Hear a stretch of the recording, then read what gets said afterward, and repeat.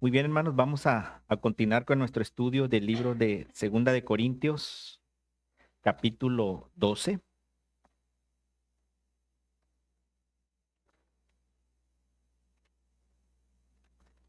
Segunda de Corintios, capítulo 12. Y vamos a tomar como introducción la lectura de los primeros 5 versículos. Dice la Biblia en el nombre del Padre, del Hijo y del Espíritu Santo, Segunda de Corintios, capítulo 12, versículos 1 al 5. Ciertamente no me conviene gloriarme, pero vendré a las visiones y a las revelaciones del Señor. Conozco a un hombre en Cristo que hace 14 años. Si en el cuerpo, no lo sé. Si fuera del cuerpo, no lo sé. Dios lo sabe. Fue arrebatado hasta el tercer cielo. Y conozco a tal hombre. Si en el cuerpo o fuera del cuerpo, no lo sé. Dios lo sabe. Que fue arrebatado al paraíso, donde oyó palabras inefables que no les dado al hombre expresar. De tal hombre me gloriaré, pero de mí mismo en nada me gloriaré, sino en mis debilidades. Señor, te damos gracias por la oportunidad y la libertad que tenemos de estudiar tu palabra este día tuyo, Señor, día del Señor. Hoy ponemos en tus manos, Señor, este mensaje. Te pedimos que tu Espíritu Santo hable, Señor. Te pedimos, Señor, que tú añadas bendición a tu palabra, Señor, y que este mensaje no solo llegue a nuestro intelecto, no solo se quede en la inteligencia que nos has dado para comprender tu palabra, sino que se vaya a los hechos y a las acciones, Señor, al testimonio cristiano que debemos de tener basado en el conocimiento que tú nos das de tu palabra, Señor. Que tu Espíritu Santo obre, Señor, y haga ese milagro en nosotros donde tu palabra transforma nuestra mente, cambia nuestros pensamientos y obra, Señor, en nuestras vidas, predicándole a la gente que no te conoce, Señor. Unge nuestros oídos para escucharte, Espíritu Santo, en el nombre de Cristo Jesús. Amén. En esta continuación, hermanos, del capítulo 12 de Segunda de Corintios, viene a colación el contexto de lo que se ha predicado en los últimos mensajes, en los capítulos 10 y 11 de Corintios.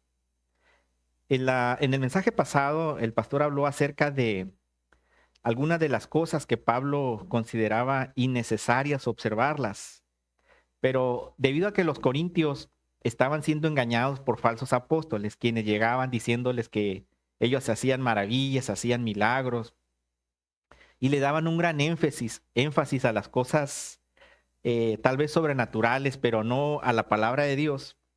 Entonces Pablo se vio en la necesidad de tocar estos temas y empezó a hablar de sus propias credenciales apostólicas, vamos a decirlo así. Y eso se estudió la semana pasada en 2 de Corintios capítulo 11, versículos 22 al 27, donde el apóstol empieza a decir, ¿son ellos judíos? Yo también, dice. Yo soy circuncidado al octavo día. He recibido varias veces 40 latigazos menos uno.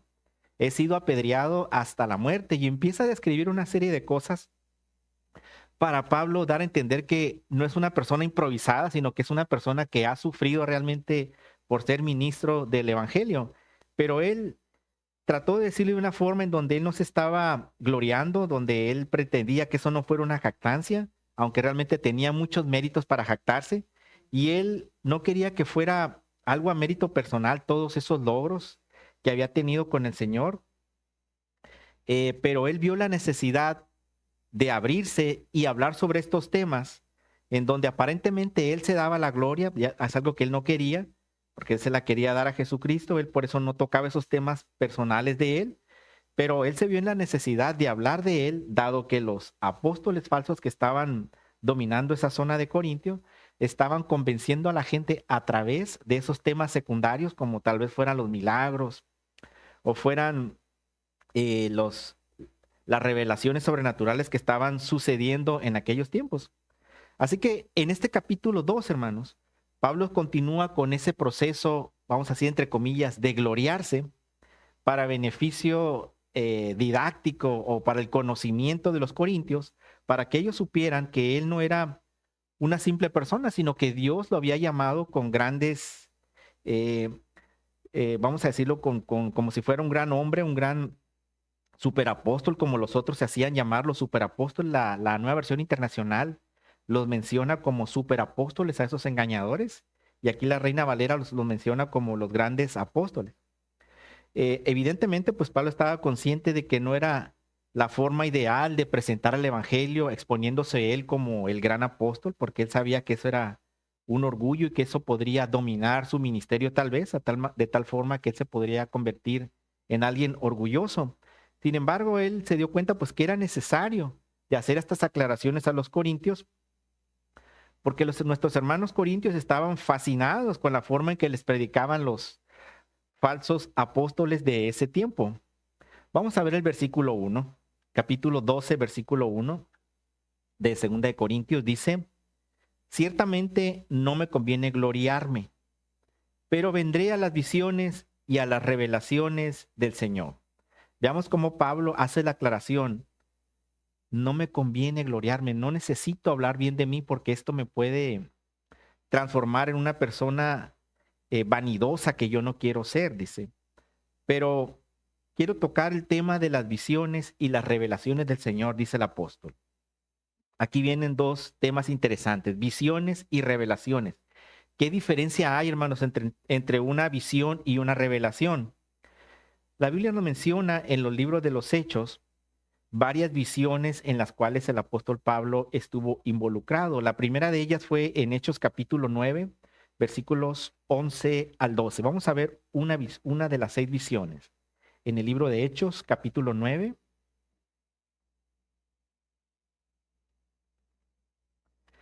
Hechos capítulo 9, versículos 11 y 12. Dice: y el Señor le dijo, levántate y ve a la calle que se llama Derecha y busca en casa de Judas a uno llamado Saulo de Tarso, porque he aquí él ora y ha visto en visión a un varón llamado Ananías, quien entra y le pone las manos encima para que recobre la vista. Aquí el contexto de esto es que el apóstol Pablo fue llamado por el Señor, se quedó ciego, está orando y ve en visión, hermanos, dice la Biblia, a una persona que venía a orar por él para que recupere la vista. Observemos, dice ahí, en visión. Adelantito en el capítulo 16 de Hechos, vámonos a ver otra descripción de otra visión. Capítulo 16, 9, 10. Capítulo 16 de Hechos, versículos 9 y 10. Dice: y se le mostró a Pablo una visión de noche. Un varón macedonio estaba en pie rogándole y diciendo: pasa Macedonia y ayúdanos. Cuando vio la visión, enseguida procuramos partir para Macedonia, dando por cierto que Dios nos llamaba para que anunciásemos el evangelio.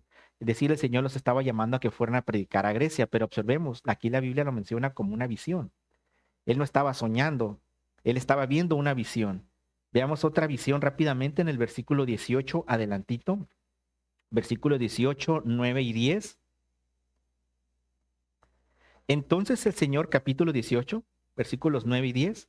Entonces el Señor dijo a Pablo en visión, de noche: no temas, sino habla y no calles, porque yo estoy contigo y ninguno pondrá sobre ti la mano para hacerte mal, porque yo tengo mucho pueblo en esta ciudad.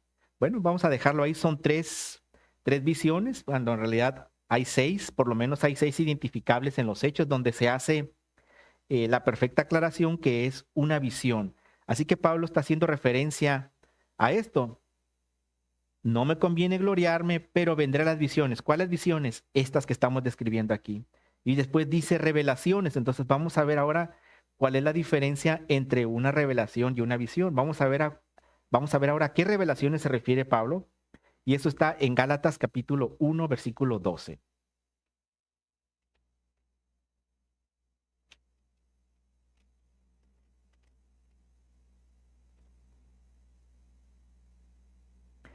Gálatas capítulo 1, versículo 12. Adelantito de Corintios donde estamos. Dice: pues yo ni lo recibí ni lo aprendí de hombre alguno, sino por revelación de Jesucristo. Aquí Pablo está haciendo referencia a que el evangelio que él predicaba no se lo enseñaron los apóstoles, sino que le fue revelado, dice aquí, directamente por Jesucristo. Adelantito, en el capítulo 2, versículo 2, tenemos otro ejemplo de revelación. Gálatas capítulo 2, versículo 2 dice, pero subí según una revelación, y para no correr o haber corrido en vano, expuse en privado a los que tenía cierta reputación el evangelio que predico entre los gentiles. Y finalmente, hermanos, Efesios capítulo 3, versículos 2 y 3, adelantito de Gálatas. Efesios capítulo 3, versículos 2 y 3 dice, si es que habéis oído de la administración de la gracia de Dios que me fue dada para vosotros, que por revelación me fue declarado el misterio, como antes lo he escrito brevemente. Entonces, hermanos, ¿cuál es la diferencia entre una visión y una revelación? Bueno, pues la visión, como dice la palabra, es vista, algo que estamos observando. Y la revelación es algo que viene al entendimiento del apóstol, donde él comprende cómo son las cosas. De alguna forma, tal vez en la revelación el Espíritu Santo le está hablando al entendimiento y el apóstol Pablo entiende lo que tiene que hacer porque el Señor le está hablando.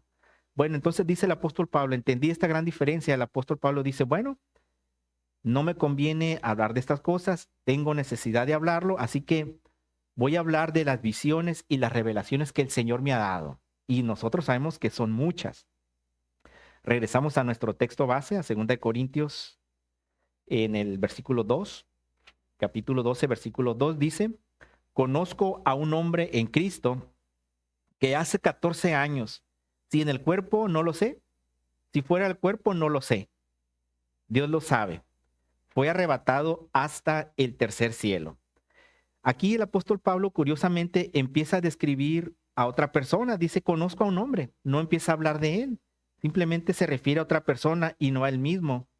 Después dice que hace 14 años, es decir, cuando él estaba escribiendo 2 Corintios, ya habían pasado 14 años que esa persona a la cual hace referencia había sido arrebatado hasta el tercer cielo. Eh, no sabemos exactamente con precisión la fecha, no tenemos muy claro a qué tiempo corresponden esos 14 años, pero Pablo estaba escribiendo 2 Corintios, así que podemos tener una leve idea de cuándo sucedió eso. Algunos están sugiriendo que este arrebatamiento de Pablo al tercer cielo pudo haber sucedido entre los hechos que narra Hechos 9:30 a Hechos 13 del 1 al 3.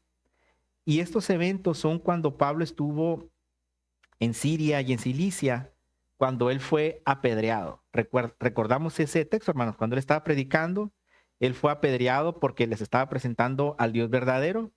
Eso no les pareció a ciertas personas y la Biblia dice que fue apedreado a tal manera que quedó inconsciente. Y dejaron de apedrearlo porque pensaron que estaba muerto. Algunos piensan que ese momento de inconsciencia que él tuvo, él fue arrebatado al tercer cielo. Es una suposición, hermano, no es una aclaración. Algunos piensan que pudo haber pasado ahí. Y otros piensan que posiblemente este evento pudo haber sido en el tiempo en que él estaba planeando su primer viaje misionero en Antioquía. Con precisión no sabemos. La única referencia es que dice que fue 14 años antes de que empezara a escribir las cartas que integran a 2 Corintios. Después él dice, si en el cuerpo no lo sé, si fuera el cuerpo no lo sé, solo Dios lo sabe. No sabemos exactamente, o Pablo no sabía describir cómo fue que él fue a parar hasta el tercer cielo. No sabemos si él fue en espíritu, no sabemos si fue en cuerpo, si fue corporal.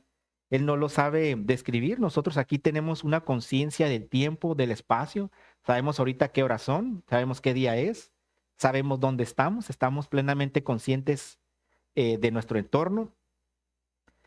Sabemos que estamos viviendo en una tercera dimensión, pero Pablo al lugar a donde fue no tenía convicción del tiempo, de los espacios, no conocía tal vez la fecha, no sabemos en qué dimensión estaban, solamente el Señor lo sabe. Así es que él dijo, no me pregunten, no sé, yo solo sé que estuve ahí por alguna razón. Así que Pablo no dio énfasis a eso porque no tenía conocimiento ni idea de cómo es que fue a dar a ese lugar. Él dice que fue arrebatado hasta el tercer cielo. Bueno, si Pablo habla de un tercer cielo, entonces seguramente hay otros cielos. Seguramente ellos tenían entendimiento de que había ciertos niveles en los cielos. Pablo estaba utilizando una terminología que era muy común en aquellos tiempos, en donde se referían a los cielos en niveles. Y nosotros podemos entender que existen tres cielos. Y en las corrientes judías de aquellos tiempos habían dos corrientes principales. Una de ellas afirmaba que había tres cielos y otra corriente del judaísmo decía que había siete cielos. Pero Pablo está apelando a la primera, donde dice que hay siete cielos. En Génesis capítulo 1, versículo 1 se hace referencia a que Dios creó en el principio los cielos y la tierra. Cielos lo menciona en plural. A partir de ahí viene el razonamiento judío de que hay varios cielos. Y nosotros entendemos que el primer cielo, o lo que establece la tradición judía, es que el primer cielo corresponde a la luz visible, a la atmósfera que nosotros podemos observar, al cielo de las aves, al cielo donde están las nubes. Eso es lo que interpreta el judaísmo como el primer cielo. El segundo cielo es el lugar de las estrellas, de la luna, del sol, de las estrellas, de los planetas, lo que nosotros vemos a lo lejos en la oscuridad. Y finalmente, el tercer cielo, pues es el lugar del trono de la gloria de Dios, del lugar en donde Dios habita y donde nosotros sabemos que Isaías vio sentado al Señor en Isaías capítulo 6, versículo 1, donde dice que lo vio sentado en su trono, y donde Juan fue arrebatado en Apocalipsis 4, versículos 1 al 2, donde él vio el trono del Señor. Así es que nos queda muy claro entonces, y Pablo fortalece esta idea diciendo que hay un tercer cielo, y es el lugar en donde Dios habita, o en otras palabras, el paraíso. Versículo 3. Y conozco a tal hombre.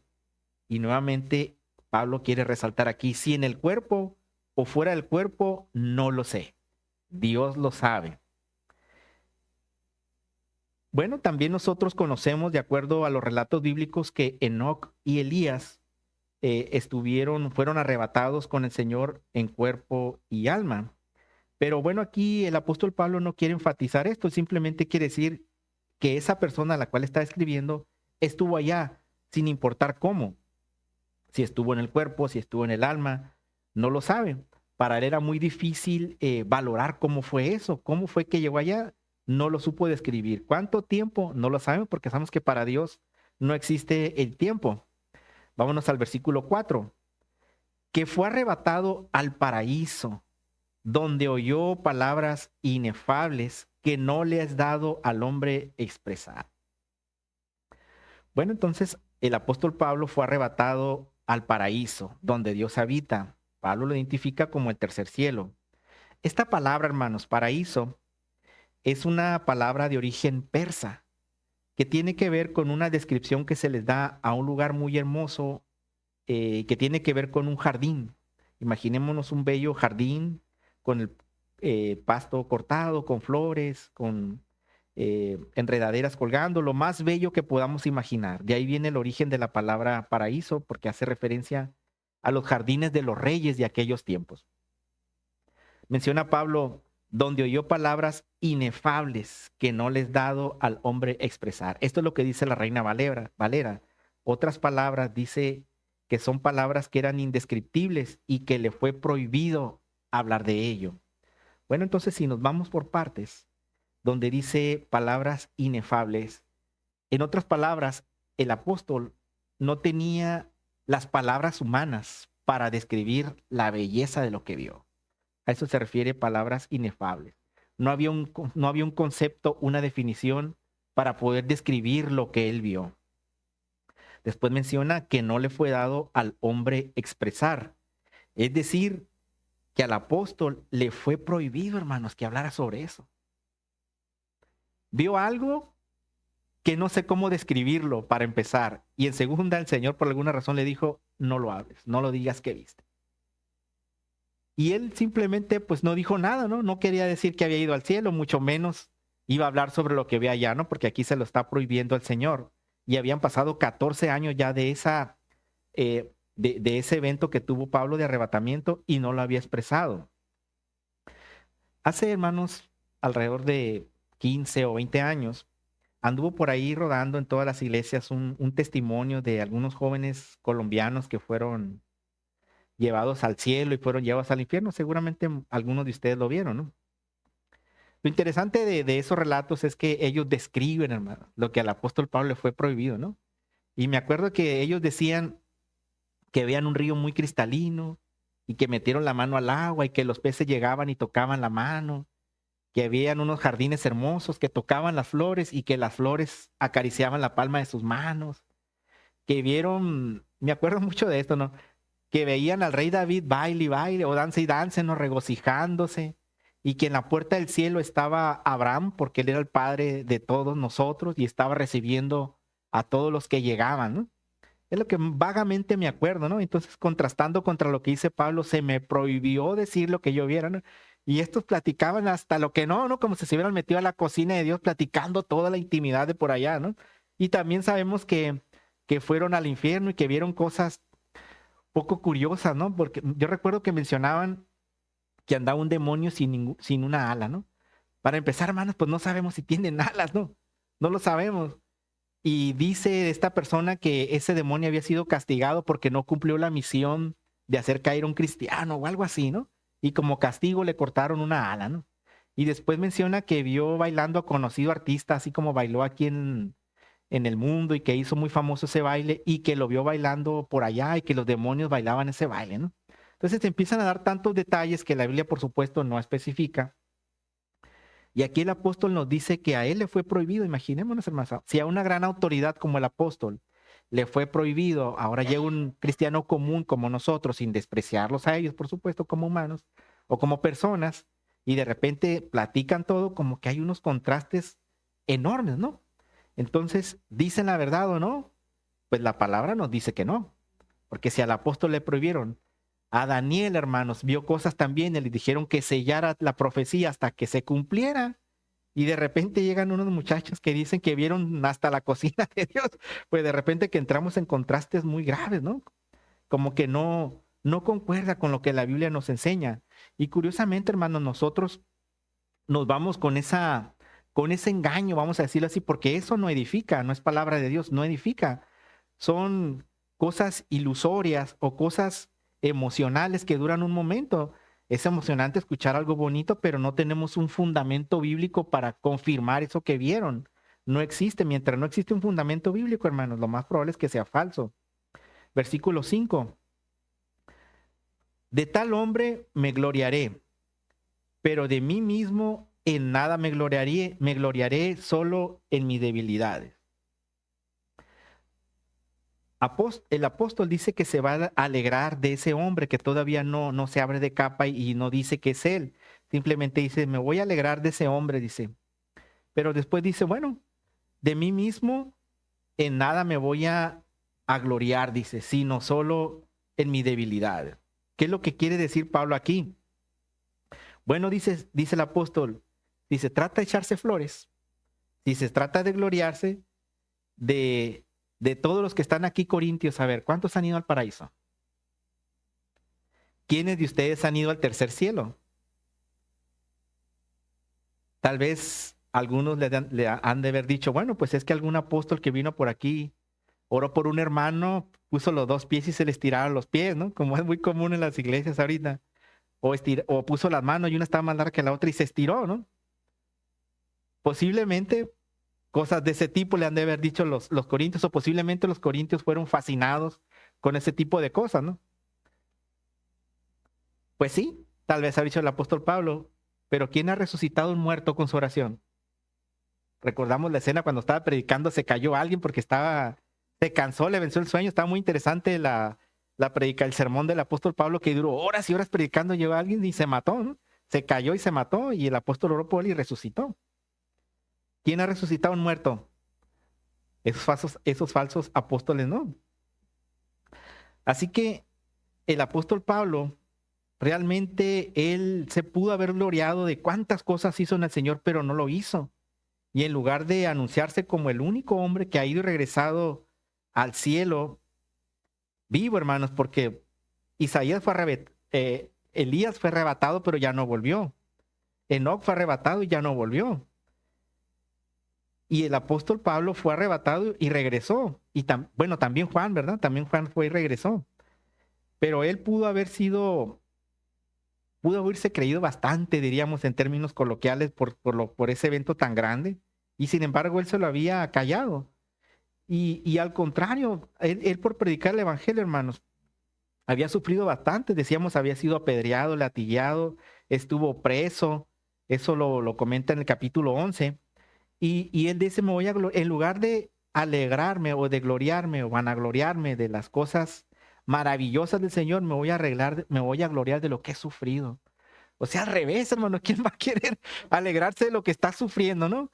Hermanos, voy a presumirles que no tengo trabajo y me van a quitar la casa, en términos presentes, vamos a decirlo así, en términos actuales, ¿no? Hermanos, me voy a gloriar porque estoy muy enfermo y posiblemente me muera. ¿Quién se va a gloriar de eso, hermano? Pues nadie, ¿no? Mas, sin embargo, el apóstol Pablo lo ve así, que es necesario que padezcamos. En los contextos de lo que habla Pablo en los capítulos 10 al 12, hermanos, es que los ministerios, o tal vez, y también nosotros como cristianos, tenemos que pasar por cosas poco agradables, hermanos, para mantenernos de pie y mantenernos firmes. Era necesario que el apóstol Pablo pasara por todas estas cosas para que no se le subiera, para que él no se creyera el superapóstol que realmente era, y porque el Señor lo quería mantener humilde, ¿no? Lo mantenía humilde y vamos a ver de eso un poquito más adelante. Versículo 6. Sin embargo, si quisiera gloriarme, no sería insensato, porque diría la verdad, pero lo dejo para que nadie piense de mí más de lo que en mí ve u oye de mí. Así que el apóstol, a pesar de que tenía ese posible derecho de jactarse o de creerse más que todos los demás apóstoles, imagínate, hermanos, a él directamente lo llamó el Señor Jesús, ¿no? Él quería que los corintios lo evaluaran o lo juzgaran en base a los hechos de su ministerio y no en sus visiones personales. En otras palabras, el apóstol dice, bueno, vamos a dejar ese tema aquí, yo tengo mucho de qué presumir, pero no les quiero presumir, dice. Ya no voy a hablar de esas cosas, de las visiones, ni las revelaciones, dice. Quiero que vean al hombre, tampoco quiero que vean al hombre que fue al paraíso, sino al hombre débil que soy, dice, al hombre que depende de Dios. Y es que los corintios, hermanos, pues evidentemente con sus ojos carnales estaban viendo las señales, los milagros y los prodigios que estaban haciendo los falsos apóstoles. Nosotros sabemos, hermanos, que por alguna razón Dios permite que los falsos ministros también hagan milagros, señales y prodigios. Y eso, pues, a quien no le fascina ver eso, ¿no, hermano? Yo recuerdo que antes en los lugares en donde asistíamos, donde nos congregábamos, nos alegrábamos mucho porque venía un predicador itinerante o venía un siervo de Dios con el gran don de milagros o de sanidades. Y todos íbamos entusiasmados al domingo en la iglesia porque sabíamos que iba a haber una gran personalidad y que iba a pasar algo de parte de Dios. Y de repente el hermano predicaba sabrá Dios de cualquier cosa, pero todos estábamos esperando que acabara de predicar para que orara por los enfermos o para que nos pusiera las manos o nos cayeran. Era lo que estábamos esperando y el mensaje, sabrá Dios, queríamos que terminara, pues quería que él hiciera el llamado al altar para todos ir corriendo y nos íbamos atropellando todos hasta pasar al frente del altar para que el predicador nos pusiera las manos, ¿no? Cuando realmente debería ser al revés. El mensaje principal es la palabra de Dios, no lo secundario que eran los milagros y nosotros apelábamos a eso. Pues. Yo recuerdo que a veces invitábamos a gente a predicar y lo que nos fijábamos era cómo Dios lo usaba. Y recuerdo que había un hermano que estiraba los pies o que oraba por los enfermos, ¿no? Y a veces en la iglesia invitamos a la gente que tenía esos talentos, entre comillas, y no por el conocimiento bíblico que tuviera, ¿no? Y eso era porque queríamos ver en nuestra ignorancia el poder de Dios, ¿no? Cuando el poder de Dios está manifestado aquí.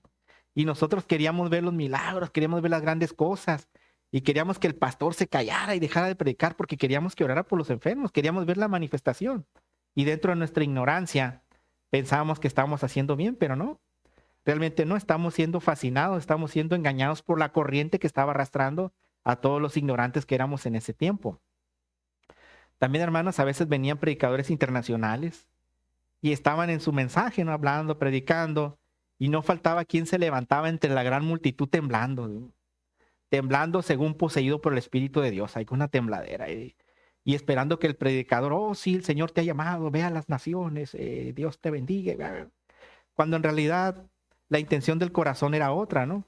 Hasta eso que algunos se portaban muy sabios y decían, no, hermano, no voy a orar por ti. Este es el momento principal de predicar la palabra de Dios, no es tiempo de imponer mano. Y pues evidentemente la persona regresaba toda avergonzada porque era un show el que quería dar, quería que todos lo vieran, que él era el escogido de Dios de entre miles que estaban ahí, ¿no?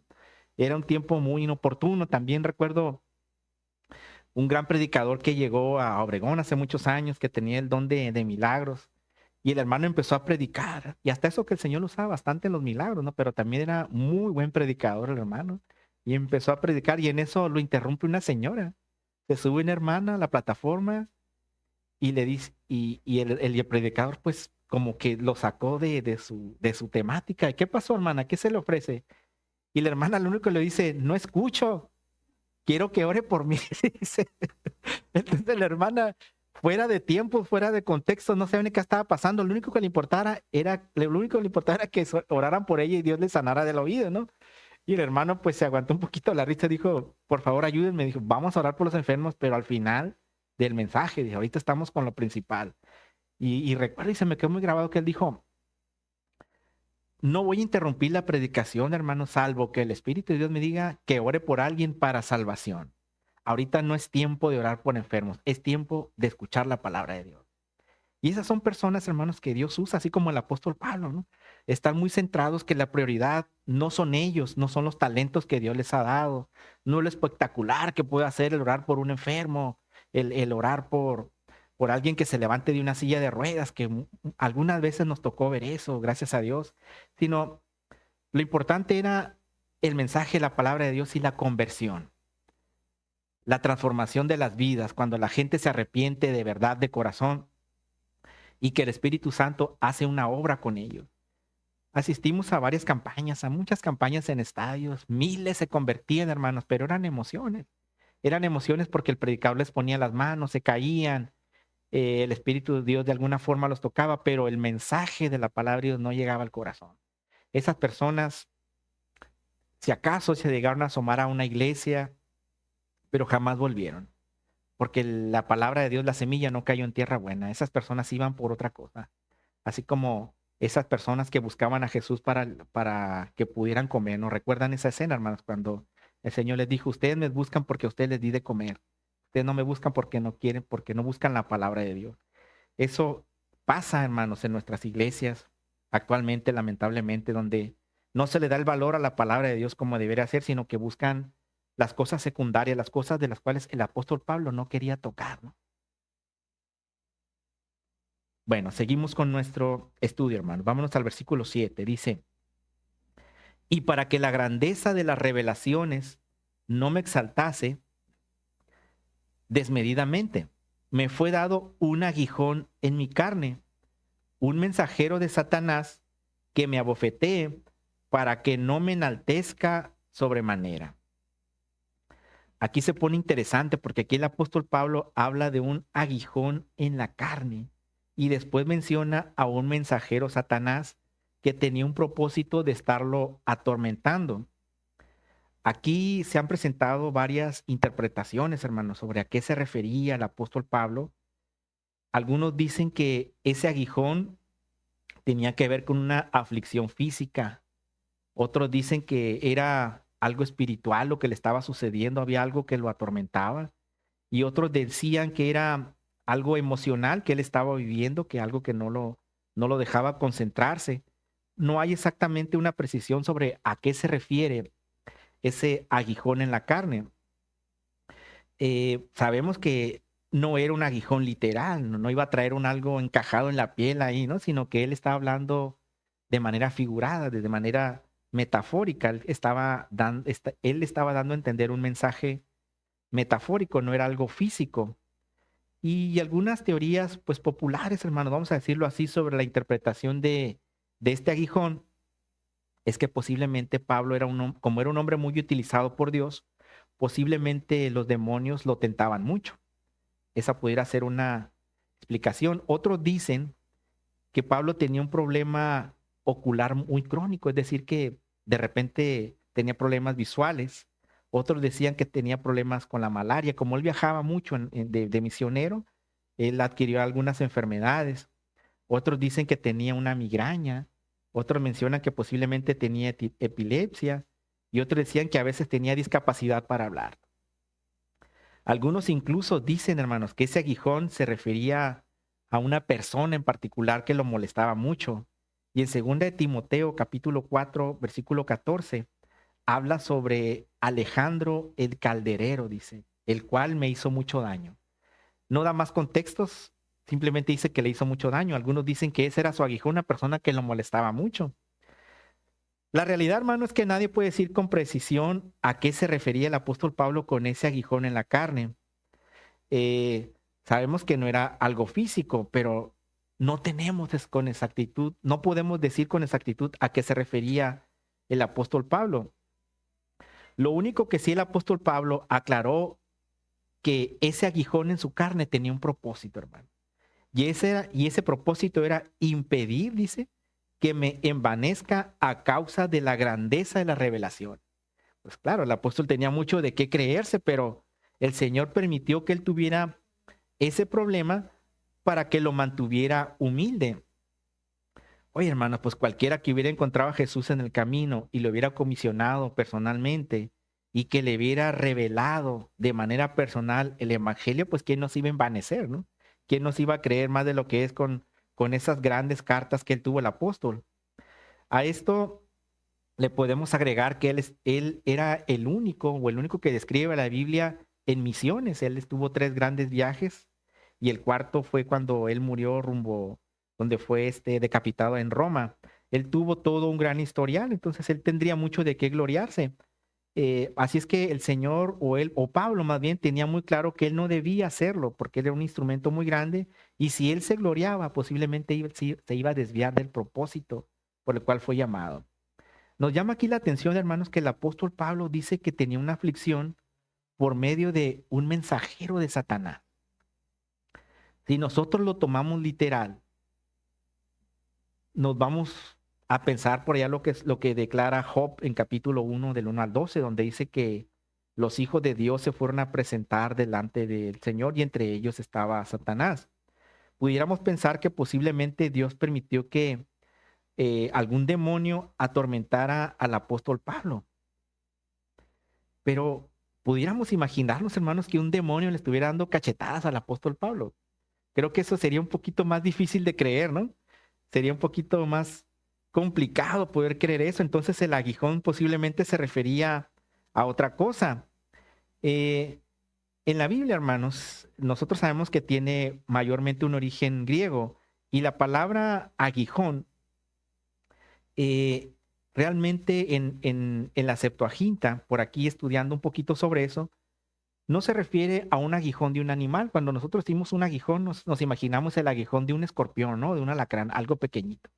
Sino que la raíz de esa palabra se refiere a algo punzocortante, como si fuera del tamaño de una estaca. Recordamos cuando vienen los circos, ¿no? Y en las carpas se clavan estacas en los suelos para amarrar la cúpula de lo que va a ser la carpa, ¿no? Así que cuando se refiere esa palabra, el origen de esa palabra tiene que ver con un aguijón de ese tamaño, como con una estaca. Entonces, pues Pablo estaba refiriéndose que realmente tenía un gran dolor. No tenía el pinchazo de tal vez de una aguja, sino que tenía toda una estaca clavada en la espalda. Entonces, ese dolor que él tenía, ese aguijón que él tenía, era algo muy grande. Y él estaba padeciendo, sí, bastante dolor, pero específicamente, ¿qué dolor? No lo sabemos, hermano. Vámonos al versículo 8. Dice el apóstol, respecto a lo cual 3 veces le he rogado al Señor que lo quite de mí. Bueno, pues evidentemente, hermano, nosotros como cristianos, si estamos padeciendo algo, pues lo primero que hacemos es pedirle a Dios que nos ayude. Y aquí el apóstol dice que él le pidió al Señor 3 veces que le quitara esto que lo atormentaba, este problema que tenía tan fuerte que le dolía mucho y eso que no le permitía tal vez avanzar en las metas que él se había propuesto tal vez, ¿no? Ese malestar que él tenía, le he rogado al Señor 3 veces que me lo quite de mí, pero el Señor no se lo quitaba. Y Pablo entendió entonces que ese aguijón lo iba a tener de por vida, lo iba a tener para siempre, porque él menciona 3 veces y como él entendió, 3 veces el Señor no me ha respondido, lo tengo que seguir viviendo con ese problema para siempre. Y Pablo precisamente hace esta mención, dice que le ha pedido al Señor 3 veces que se lo quite, haciendo referencia a Filipenses 4:6, donde dice, por nada estéis afanosos, sino sean conocidas vuestras peticiones delante de Dios en toda oración y ruego con acción de gracias. Haciendo referencia a esa palabra, pues evidentemente él le pedía al Señor también que le quitara ese dolor que traía. Versículo 9. Y me ha dicho, bástate mi gracia, porque mi poder se perfecciona en la debilidad. Por tanto, de buena gana me gloriaré más bien en mis debilidades, para que repose sobre mí el poder de Cristo. Así que en lugar de quitarle el problema, el Señor le dice, bástate en lo que yo hago contigo. Bástate en lo que yo estoy tratando contigo. Bástate en que yo soy tu sustentador. De alguna forma el apóstol Pablo quería ser libre de ese malestar para desarrollar todo su potencial, pero el Señor lo estaba frenando y él estaba enseñando una lección. No es con tus fuerzas, Pablo, no es con tu conocimiento, no es con tu formación judía que tienes, es con lo que yo te estoy dando, es con el aire que te doy a respirar cada día, es con el aliento diario que yo te doy, no con lo que vas a tener de aquí hasta que te mueras, sino es con lo que yo te doy cada día, es con lo que yo te mantengo a diario, y eso es la gracia de Dios.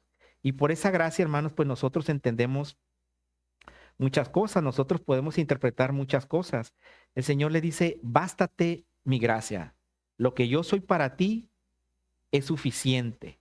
Pero ¿cómo puedes satisfacer, hermanos, esa esperanza que Dios le dio? Le dice simplemente, bástate mi gracia. En otras palabras, es suficiente lo que yo te doy, Pablo. Mantente con lo que yo te doy, sustente con lo que yo te doy. Pero entonces, ¿qué es esa gracia, hermano? ¿Qué es esa gracia que Dios le dio al apóstol Pablo?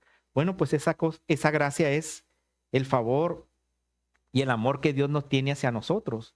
Dentro de esa gracia nosotros podemos contemplar miles de cosas.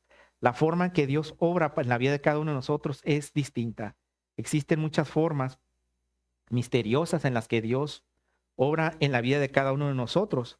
Todos sin duda, hermanos, tenemos un aguijón, tenemos algún problema, tenemos algo que nos atormenta. En la vida cristiana no todo es fácil, no hay ningún cristiano que diga a mí me va de maravilla, todo está bien, no tengo problemas. Todos en la vida, hermanos, en la vida cristiana vamos a tener un aguijón. Pero el Señor nos dice, bástate en mi gracia, yo tengo el control. Yo tengo el control de lo que te está pasando, dice. Y eso que nos está pasando es porque Dios tiene un propósito. Comúnmente tiene que ver con moldear nuestro carácter, ¿no, hermano? Porque a veces nosotros tenemos un carácter muy feo y Dios quiere tratar con nosotros a través de ese aguijón. Versículo 10. Por lo cual, por amor a Cristo, me gozo en las debilidades, en afrentas, en necesidades, en persecuciones, en angustias, porque cuando soy débil, entonces soy fuerte. Imaginémonos, hermanos, en qué nivel espiritual estaba Pablo o qué comprendía él de la vida cristiana si él decía que él no se gozaba en resucitar muertos, en que se le convirtieran miles, sino que él se gozaba, dice, en los problemas que él tenía, dice, en las necesidades, el estar en la cárcel, el estar en la angustia. Eso era lo que a él le daba gozo, hermanos. Es al revés, ¿no? Es al revés.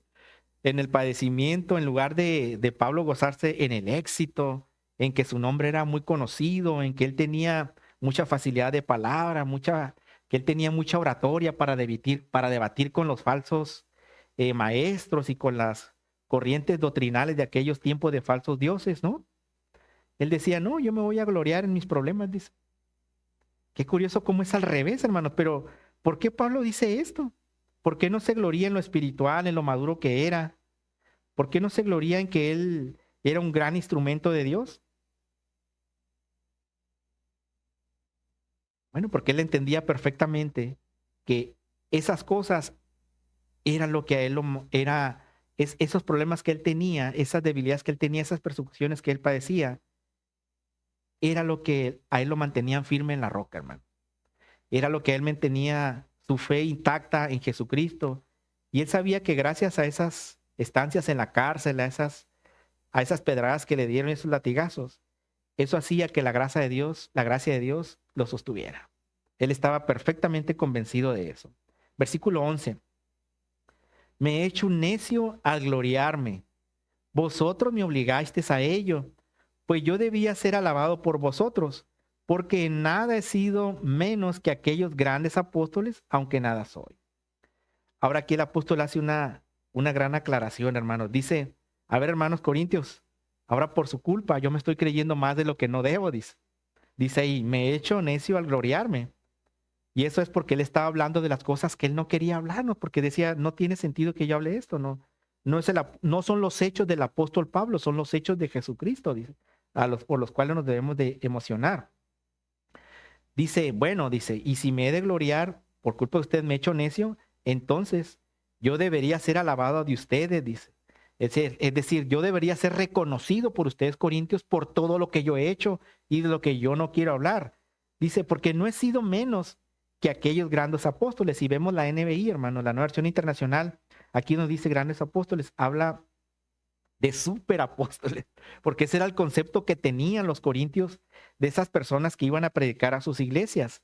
Eran personas que tenían poco conocimiento del evangelio, no tenían los grandes hechos que tenía el apóstol Pablo, mas sin embargo los corintios los tenían en un altar, ¿no? Tendrían tal vez buenas palabras, tendrían tal vez unas cuantas señales, porque el Señor usa a cualquiera, hermanos, para sus propósitos.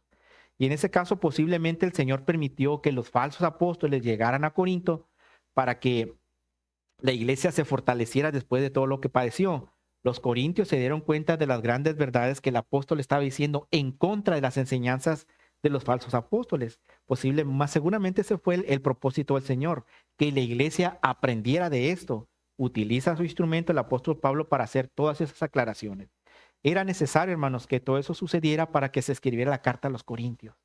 Y esa carta a los corintios es una base doctrinal muy fuerte para la iglesia actualmente, hermano. Así es que evidentemente el Señor usa a los falsos también, maestro.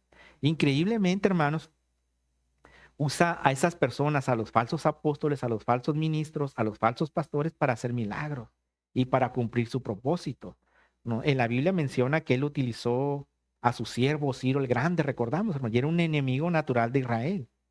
Hace muchos años, bueno, no hace muchos años, unos 20, 25 años también, vino a México un extranjero, un puertorriqueño, hermano, y se hizo pasar como un gran siervo de Dios.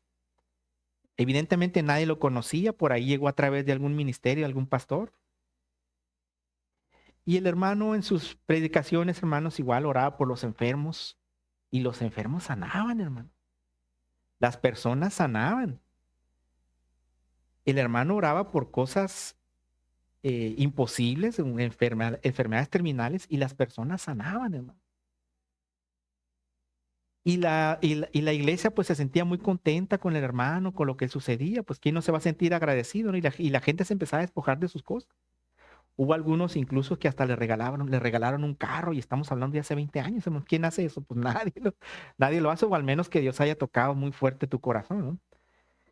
Al final, hermanos, descubrieron que esta persona ni era cristiano, nadie lo conocía en Puerto Rico, venía huyendo de no sé qué, y aquí se hizo hacer por un pastor y engañó a todo mundo, hermano. No despojó, digamos, con una pistola a la gente de sus cosas, la gente se los dio porque veían que Dios estaba obrando a través de él. Y el hermano era grandemente usado, hermano. Y fue engañada muchísima gente.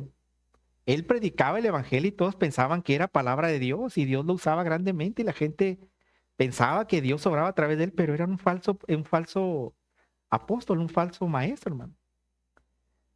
Pero bueno, estas son cosas que Dios permite, hermanos, para enseñarle a la iglesia un propósito, hermano. Y ese propósito actual es que no cualquiera nos debe venir a fascinar con sus señales, milagros y prodigios. No cualquiera, hermano, sino tiene que ser centrado en la palabra de Dios. Ahorita traemos algunas diferencias con los hermanos que dicen o con los grandes predicadores que dicen que tienen los dones de milagros, que Dios los usa sanando enfermos. Evidentemente Dios es soberano, hermanos, y posiblemente algunos de ellos sí tengan el don verdadero de la sanidad de milagros, pero a veces nosotros sentamos en contención y decimos, y si tienes el don de milagros, ¿por qué no vas al seguro a sanarlos a todos? Y la respuesta es por la misma razón que nosotros no estamos en una esquina predicando el evangelio, hermano. Dios obra de mil maneras y no siempre lo que nosotros pensamos son los planes de Dios. Si Dios nos da el don de milagros, es para bendecir a la iglesia con un propósito, no para que vayamos tocando a toda la gente que nos encontramos en la calle. Va a ser imposible que nosotros, por donde quiera que andemos, estemos predicando el evangelio, porque tal vez no son los tiempos de Dios. La gente nos va a tirar tal vez a locos. Pero va a haber un tiempo específico, hermanos, cuando alguien va a tener una necesidad y vamos a estar ahí nosotros para hablar de esto, para hablar de esta palabra. En ese tiempo y ocasión, entonces, el Espíritu Santo va a hacer un gran, gran milagro a través de nosotros tocando a esa persona. Y si Dios quiere, posiblemente hasta nos va a mover para orar por él y que Dios lo sane de una enfermedad. Anteponiendo primero la salvación de su alma, hermanos, porque el milagro de la sanidad es secundario. Lo primario es que la persona cree en Jesucristo y sea salvo. Esa es la gran diferencia, hermano. Ya todo lo demás viene por la misericordia de Dios que puede o no pasar, hermano, no sabemos. Así que no caigamos en esas contiendas, hermano, de estar peleando con los que a veces nosotros tachamos como milagreros. Dios los puede utilizar también en cualquier forma. Y si Él quiere sanar a quien Él quiera a través de esas personas, gloria al Señor, ¿no? Y si no, pues también. Así que no caigamos en ese pleito, hermano. Bueno, entonces el apóstol Pablo tenía eso también. Él podía gloriarse de las grandes cosas que él hacía como apóstol porque tenía esos dones, pero para él era secundario. Para él lo importante era la expansión del evangelio. Llegamos al versículo 12, dice, con todo, las señales de apóstol han sido hechas entre vosotros en toda paciencia, por señales, prodigios y milagros. Con eso el apóstol Pablo se estaba refiriendo a que él también hacía señales de apóstol, es decir, había señales, había prodigios, había milagros que él había hecho entre las iglesias de Corinto. Así que él tenía una evidencia de una posición apostólica. De acuerdo a lo que estamos viendo, el apóstol de aquel tiempo, el verdadero apóstol de Jesucristo, lo tenían que seguir señales, prodigios y milagros. De alguna forma, esa era la carta de presentación de un apóstol en ese tiempo. El versículo 13, porque ¿en qué habéis sido menos que las otras iglesias, sino en que yo mismo no he sido carga? Perdonadme por este agravio. Finalmente, el apóstol Pablo cierra este tema, hermanos, de todo lo que él ha padecido, de que él fue arrebatado al tercer cielo, con este sarcasmo, vamos a decirlo así, este sarcasmo del versículo 13 dice, en otras palabras, ¿en qué los he despreciado yo a ustedes? Dice, ¿en qué, en qué los he hecho de menos a ustedes como congregación? Y el apóstol les dice, pues, en que yo no he sido carga. Y esto es porque otros ministerios de otras iglesias, más bien otras iglesias, mantenían, hermanos, el ministerio del apóstol Pablo. Y nosotros, en lo que hemos estudiado Corintios, hemos sabido que él no quiso ser carga para ellos. Él no les demandó recursos para mantener su ministerio. Eso lo dijo en alguna ocasión en lo que ya estudiamos. Y él está haciendo referencia a eso. Y él lo está diciendo a manera de sarcasmo. Es decir, si yo no les apoyo financiero, si yo no quiero ser carga para ustedes, caramba, pues perdónenme la vida, dice, ¿no? Pero lo está diciendo a manera de sarcasmo, hermanos, con lo que está terminando, ¿no? Con un sarcasmo. Entonces, perdónenme este agravio, dice, pues perdónenme la vida, dice. Con esto terminamos, hermanos, y a manera de conclusión, entonces, podemos resumir que en este estudio que tenemos del capítulo 12, versículo del 1 al 13, que la naturaleza exacta del aguijón en la carne del Pablo, pues no sabemos, es incierta. Posiblemente el Señor no quiso darnos más detalles por alguna razón, para que no lo sepamos. Uno de los padres de la iglesia, hermanos, Tertuliano, tiene una de las opiniones más antiguas que puede haber sobre a qué se refería el apóstol Pablo con este aguijón en la carne. Y Tertuliano pensaba que ese aguijón en la carne era un inmenso dolor de cabeza que tenía el hermano Pablo, ¿no? O que posiblemente un dolor de oído. Él pensaba que era cualquiera de estas dos cosas que la atormentaban a él y que no lo dejaban en paz. Bueno, pues posiblemente puede ser una fuerte migraña, ¿no? Digamos qué tan latosa es la migraña, tal grado que no los deja estar en paz a las personas que les da ese dolor, ¿no? Bueno, pero haya sido el problema que haya tenido Pablo como ese aguijón, de alguna forma Dios no quiso que nosotros tuviéramos esa clara visión sobre a qué se refería ese aguijón, porque ese aguijón, hermanos, esto, si lo podemos estudiar y lo vemos desde este punto de vista, que ese aguijón actualmente en nosotros, hermanos, ya sea un aguijón físico, un aguijón en nuestras vidas, económico, emocional, doloroso o espiritual, la forma en que sea, hermanos, que estemos padeciendo ese aguijón nosotros actualmente, Dios tiene un propósito acerca de eso que nos hace sufrir. A veces nosotros en los trabajos tenemos miedos por los nuevos jefes, por los cambios. Y es algo muy común en nuestra humanidad tener miedo hacia el futuro, hacia la enfermedad, hacia ese tipo de aguijones que Dios nos pone, hermano. Pero es necesario porque Dios tiene y siempre va a tener un propósito en cada cosa que sucede. Y Dios no nos deja solos y nos dice que su gracia es completamente suficiente para nosotros. Para el hermano Víctor, cuando vea este mensaje, sabemos el gran aguijón que tiene sobre su vida, hermano, pero también sabemos que que algo más grande que ese aguijón es la gracia de Dios que está sobre ti y que te está sosteniendo. También a nuestro hermano Arturo, sabemos los aguijones que tiene tal vez con su familia, pero de igual manera el Señor le dice que Dios tiene un propósito con sus hijas y que esa misma gracia lo va a sostener, hermano, con el trato y el favor que Dios va a tener para con sus hijas. De igual manera, hermanos, para cada uno de nosotros, Dios sabe el aguijón que estamos sufriendo cada uno de nosotros, pero la gracia del Señor nos va a sostener de acuerdo a su promesa. Y en eso, como dice el apóstol Pablo, nos vamos a gloriar. Amén, hermano. Bueno, oremos, hermano. Vamos a darle gracias al Señor por su palabra, por la forma en que nos ha expresado su gracia y su amor con este mensaje. Señor, te damos gracias, Señor, que sabemos que tú nos amas tanto, Señor, que no nos permites, qué curioso y qué contradictorio, que no nos permite ser 100% felices. Siempre va a haber algo, Señor, que nos va a estar perturbando, siempre va a haber algo que nos va a estar estorbando en cualquier forma, que nos va a estar tal vez quitando el sueño. Pero eso tú lo permites, Señor, para que seamos dependientes de ti, Señor, y que no seamos independientes. A veces nosotros nos sentimos independientes de ti cuando tenemos eh, la fortaleza de un trabajo, la fortaleza de un salud, de la salud que tenemos o que gozamos, de la seguridad que nos da tener un sueldo cada quincena o cada semana, y que a veces eso nos hace sentirnos independientes de ti, Señor. Te damos gracias, Señor, por esos aguijones que nos están atormentando, mi Dios, porque eso nos recuerda, Señor, que estamos en tu mente y en tu corazón, a siempre recordarnos y hacernos reflexionar que tú tienes el control, Señor, y que nos bastemos en tu gracia, Señor, en esa gracia que no nos merecemos. Gracias, mi Dios, porque siempre tu oído está atento a nuestra oración, Señor. Y sabemos que los que clamamos a ti, Señor, tú nos escuchas y tú obras, Señor. Gracias por esa gran gracia inmerecida a través de tu Hijo, Señor, que está sobre nosotros y que está sobre nuestra familia. Gracias, Señor, porque a través de este mensaje sabemos que tú estás con nosotros y que nunca nos vas a dejar ni desamparar, Señor. Por eso nos bastamos en tu gracia, Señor. Te doy la honra y la gloria, Señor. Y te declaramos que siempre vamos a depender de ti. Gracias por tus bendiciones, Señor. Que no nos alejen de ti, Señor, nuestros trabajos, nuestras aflicciones, nuestras bendiciones.